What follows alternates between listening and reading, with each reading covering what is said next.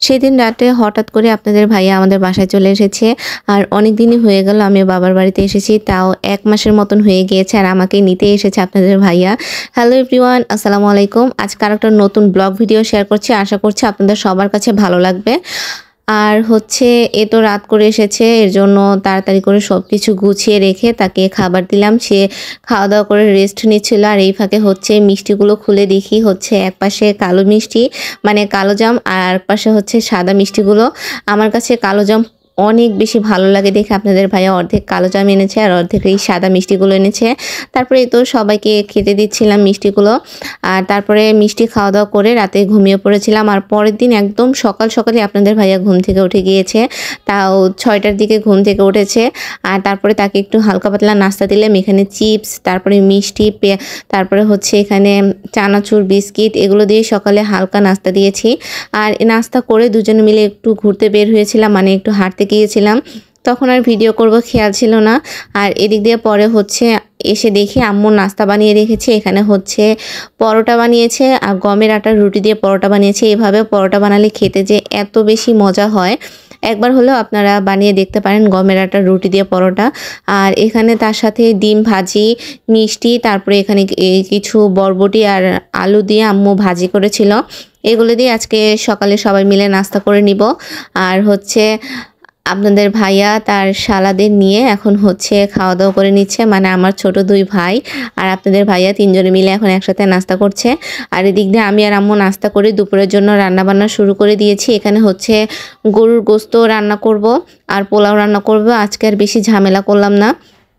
এখানে হচ্ছে আবার মশলাও বেটে নিয়েছি।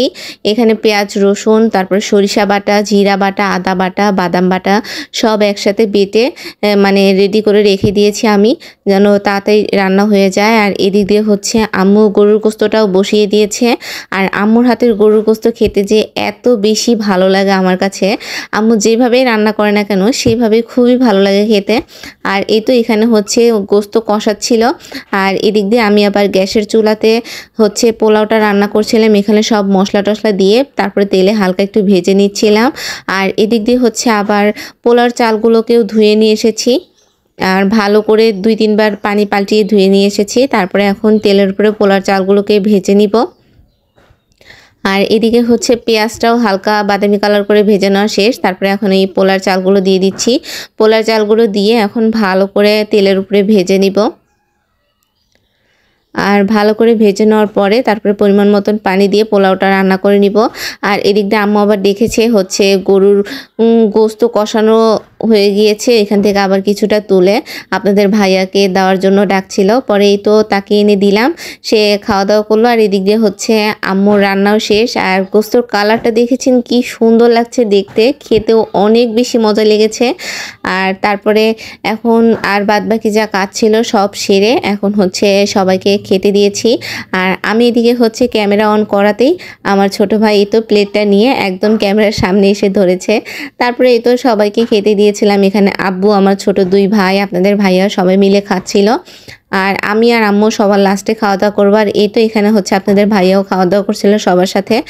আর এখন হচ্ছে আমি আর আম্মু খাওয়া দাওয়া করব। এর জন্য হচ্ছে প্রথমে প্লেটে পরিমাণ মতন পোলাও নিয়ে নিয়েছি আর তার সাথে তো গোস্ত আছেই।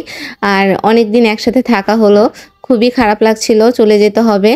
আর আজকের ভিডিওটা এই পর্যন্তই। সবাই ভালো থাকবেন, সুস্থ থাকবেন। আল্লাহ হাফেজ। ভিডিওটা যদি ভালো লাগে অবশ্যই লাইক, কমেন্ট এবং শেয়ার করে দিবেন।